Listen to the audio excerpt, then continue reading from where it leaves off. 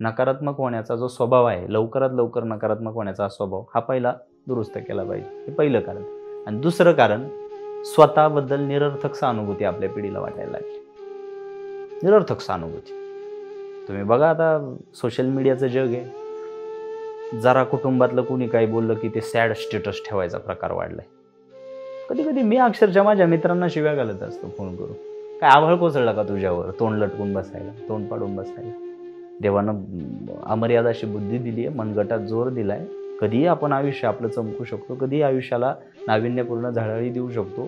हे सगळं इतकं सकारात्मक विश्व आपल्या समोर असताना सुद्धा बारीक सारीक गोष्टीत पटकन नकारात्मक होण्याचा हा स्वभाव पहिला दुरुस्त केला पाहिजे.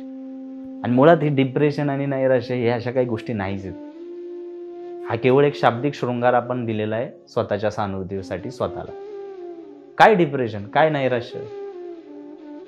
आमच्या तुकोबारायांची बायका पोरं डोळ्यासमोर अन्न करत मेली. डिप्रेशन नावाचा प्रकार त्यांना माहीत नाही. आयुष्यभराची कमाई असलेली अभंगांची गाथा इंद्रायणीत बुडवायला सांगितली प्रस्थापितांनी. बुडवली, नैराश्य आलं नाही. आज ज्या माऊली ज्ञानोबरायांच्या समाधीवर दयादुधांचे अभिषेक होताना आम्ही पाहतोय, त्या माऊली ज्ञानोबरायांच्या धाकट्या बहीण असलेल्या मुक्ताईंना खापरं आणायला गेल्यानंतर खापराऐवजी फटके खावे लागले, धपाटे खावे लागले, पाटणीत मार खावा लागला. तेव्हा नैराश्य आलं नाही त्यांना. कोवळ्या वयामध्ये आईवडिलांनी घर सोडून देहांत प्रायश्चित्त घेतलं, आईवडिलांचं छत्र हरपलं, नैराश्य आलं नाही त्यांना. तेव्हा कुठे हा शब्द होता नैराश्य? हे डिप्रेशन नावाचा प्रकार कुठे गेला होता तेव्हा? आणि काही उदाहरणं देता येतील. आणि जर त्यावेळेस नैराश्य नावाचा प्रकार आम्हाला दिसला नाही, आज भारतभूमीला जेवढी थोर महापुरुष लाभली, त्या थोर महापुरुषांच्या जीवनचरित्राकडे जर कधी बघितलं, मनोरंजन म्हणून न वाचता तर अभ्यासासाठी जर कधी वाचलं, तर त्यांच्या जीवनामध्ये नैराश्य नावाचा शब्दही आम्हाला कधी वाचायला मिळत नाही. दाखवा शोधून. डिप्रेशन नावाचा प्रकारही इतिहासात कुठे नाही.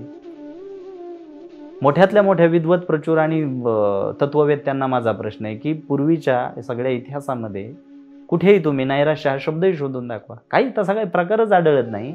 मुळात त्यांनी कधी स्वतःला हारणं मान्यच केलं नव्हतं.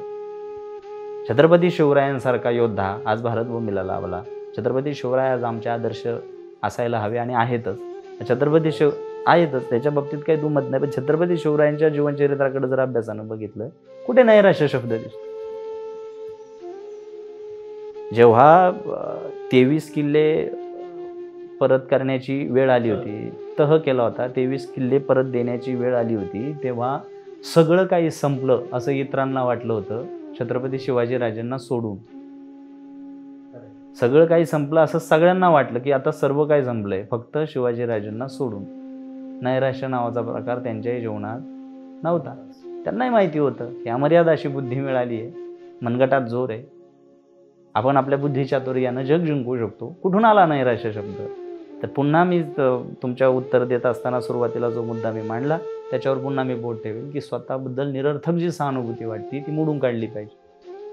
आभाळ कोसळलं काही लोकांच्या आयुष्यावर, तरी त्यांनी कधी आत्महत्येचा आणि नैराश्याचा विषय काढला नाही. पुन्हा नव्यानं सुरुवात केली.